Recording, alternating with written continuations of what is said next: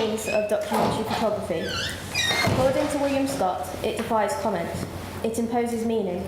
It confronts us, the audience, with empirical evidence of such nature to render dispute impossible. It aims to show the life of underprivileged or disadvantaged people in their natural environment. This form of photography is intended to educate the viewers of the severe situation that these people face, as well as providing them with a truthful, objective, and unarranged scene. This starts the debate on whether the use of aesthetics within documentary has a place or a purpose, or can it desensitise the viewers when they are looking at images that depict suffering. David Strauss, writer of Between the Eyes' essay of Photography and Politics, claims that to represent is to aestheticize, that is, to transform. It presents a vast field of choices, but it does not include the choice not to transform, not to change or alter whatever is being represented. In relation to photography, these transformations can be constructed by the choice of colour, lighting, and composition. All these decisions that the photographer makes can be crucial to portraying the final outcome in which they desire, as well as sending a specific message to the viewers or even the government. These days especially, we are constantly exposed to many of the world's problems, whether this being starvation, war, or death. The use of the media has allowed us to see this suffering. However, David Campbell states that, far from changing the world, photographs work repetitively, numbing our emotional capacity and thereby diminishing the possibility of an effective response to international crisis. The use of photography has aestheticised the world. The constant stream of imagery that we see has become the norm in which we are not as impacted by the photographs we see, essentially losing their effectiveness as well as their meaning. However, can the way in which a photographer chooses to represent that subject also desensitise the viewer? A photographer in particular who has witnessed the harsh realities of suffering is Sebastião Salgado, in which he spends years on a single project. There are many views on Salgado's work in which disapproves of his methodology. Ingrid Sichty, a writer of The New Yorker, in 1991 stated, "Salgado is too busy with the compositional aspects of his pictures, and we're finding the grace and beauty within these twisted forms of his anguished subjects." This statement claims that due to Salgado's choice of subjects, there should be no aesthetically pleasing element to the photograph, as it enhances our passivity towards what we are witnessing. Salgado is stated as many things: a documentary photographer, a photojournalist, but he himself says he's a social photographer. He has the ability to get inside the circle of people, these people that rarely let others in, especially photographers. When looking at his work, there is a clear intimacy between the photographer and the subject, and it is because he is being accepted into their world and how they live. Aesthetics within social documentary may then begin to question the idea that the more transformed or aestheticised an image is, the less authentic or politically valuable it becomes. Strauss, this leads to question whether Salgado's work threatens the boundary between aesthetics and politics. Even though Salgado's intentions when creating the work was to make social change to the situation he was witnessing, his work is not simply known for that single element. Much of his work has been mainly discussed in regards to the way in which he photographs and represents these people, which can then take away from the meaning of his images. Salgado created a project from Sahel from 1984 and 85, in which at that time Sahel suffered from an intense drought, which caused people to evacuate their villages in order to increase their chance of survival. They found shelter in refugee camps in which many also suffered from severe malnutrition. This woman suffered through sandstorms and many eye infections, causing her to lose her sight. The way in which Salgado has photographed this woman enhanced the criticism of his work. His use of light and composition questions the authenticity, in which it seems much more formalised in nature. Salgado claims that he never stages his photographs. However, the extreme formalism of some of his photos may lead people to believe otherwise. He also states that he does not want people to look at his photographs and appreciate the light and the palette of tones, but he wants them to look deeper and see what the photos represent. Even though this woman is suffering, he's photographed her in a way that represents the incredible dignity that these people continue to hold, even though so much pain surrounds them. This then questions, why can't beauty be a call to action? In order for people to look at the photographs, there has to be a visually compelling aspect to the image, whether this being the artistic look of a photograph, or a subject which manages to hold our attention. Sishti also claims that to aestheticize tragedy is the fastest way to anaestheticize the feelings of those who are witnessing it. Sishti is uttering that his images are too beautiful to represent such tragedy, and this is the reason behind the desensitization of the viewers. This brings to question the idea that depending on the photographer's intentions, should it determine how they photograph their subjects. A photographer whose methodologies are far different from Salgado's is Nick Ut, a photojournalist who is well known for a single image. On June 8, 1972, he photographed a 9-year-old girl called Kim Puk. She ran from her village screaming, "It's too hot, too hot." Her village had been bombed with napalm, a gelling agent that burns through any material that it comes into contact with, burning through her clothes and then her skin. During this time, there had been many photographs of the war in which people became passive to what they were witnessing. However, it was when this image surfaced that they saw the innocent casualties of this war, in which provoked action from the viewers. Nick Ut's methodology is different from a documentary photographer due to the fact that he photographs for a news agency, in which determines the way he photographs his subjects. His use of a much wider composition allows the image to hold as much context as possible, as well as using the light to illuminate all aspects of the scene. The news articles tend to be accompanied by a single image, meaning it has to make a political statement within a single frame.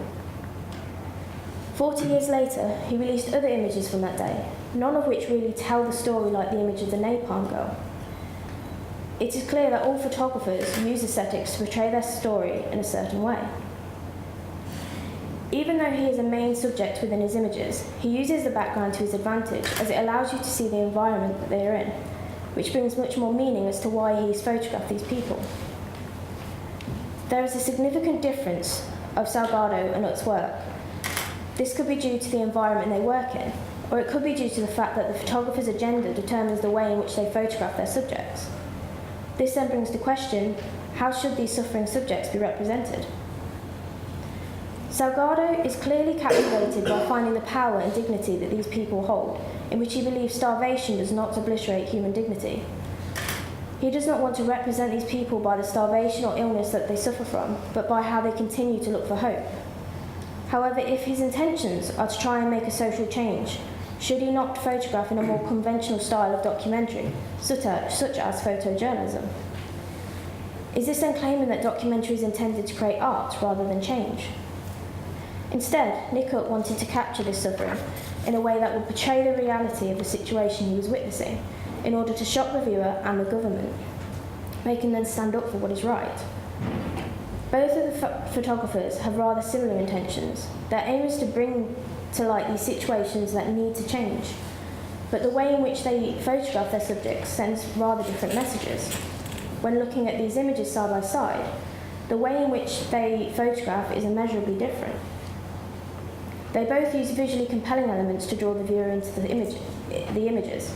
Salgado's use of high contrast, lighting and composition make it easy for the viewer to look at the unlookable. Nick Ut uses aesthetics, but they do not overpower his images, and therefore his message is evident, and his subject is what draws the viewer in.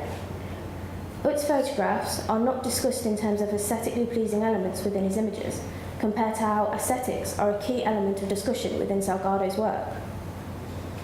Overall, aesthetics are extremely important within documentary-based photography. The way in which a photographer documents their subjects is crucial to portraying their story. Some form of visual element is needed for an image to capture people's attention. Photographers need to make their subjects an object of consumption. The composition of an image can decipher whether the viewer simply glances at what they are witnessing, or whether they look again, forcing that image to stay with that person. Photographs of war and suffering can function in a number of different ways. In one way, they convey information that may spark political debate in order to make a change to the situation at hand. However, in another way, it is aestheticize the world. The way in which some photographers document suffering subjects can be rather controversial. The means of documentary is to document in order to enforce meaning and thereby evoke action. The way in which Salgado represents his subjects could spark debate, as his images are continuously classed as works of art. But this does not mean it cannot affect the viewer in the same way that Nick Ut's photographs of the napalm girl does. A photographer has many choices when photographing a subject, and it is these choices and the way in which the images are distributed that can determine whether a viewer becomes desensitised to the scenes they are witnessing. It could be stated that images of suffering and misery elsewhere in the world are used as reminders of what we are free from, thereby not compelling us to action, but to acceptance. It is not just the media that has desensitised the viewers in which we are exposed to the constant stream of everyday imagery, but the way in which a photographer chooses to document the lives of those who suffer. This then stating that the use of aestheticisation is a key reason to the acts of desensitisation.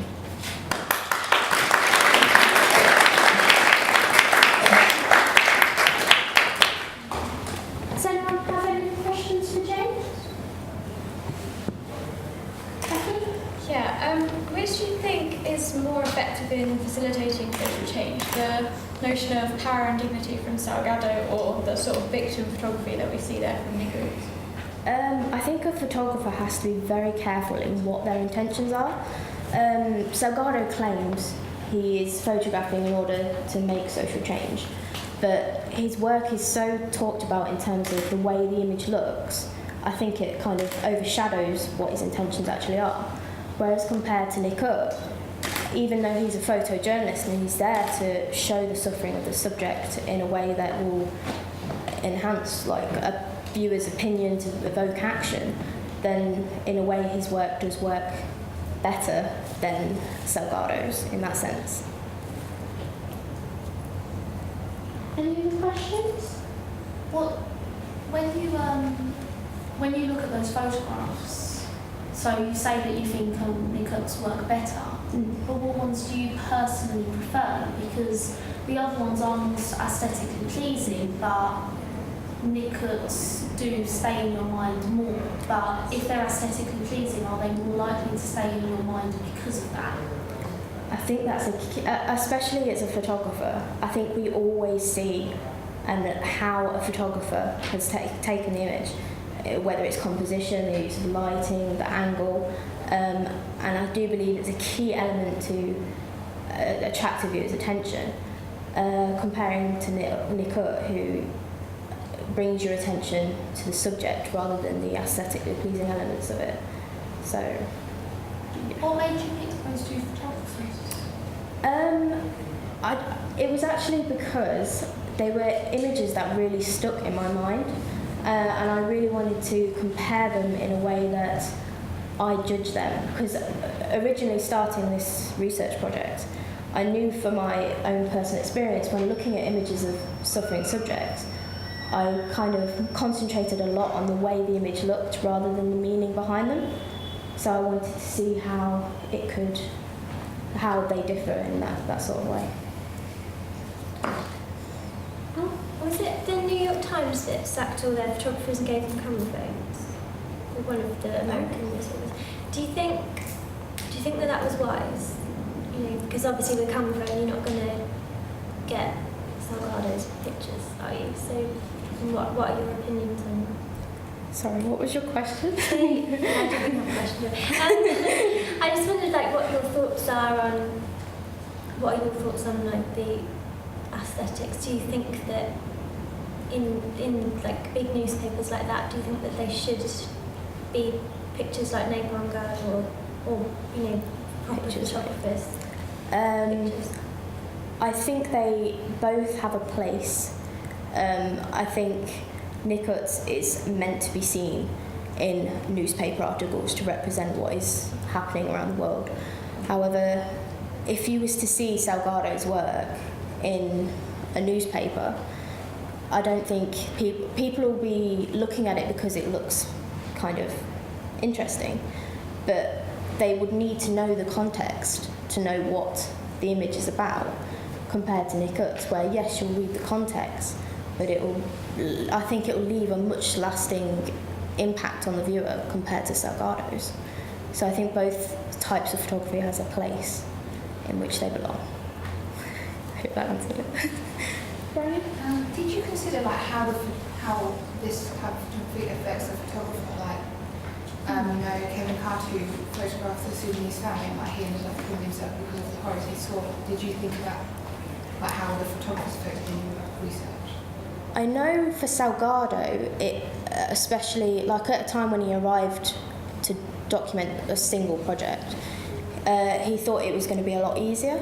But as it went on and he was surrounded by these suffering subjects, he actually said that he became ill, not in a sense that the way in which the suffering subjects say like starvation or whatever like that, but the fact that he was so consumed by what was around him, it affected him personally.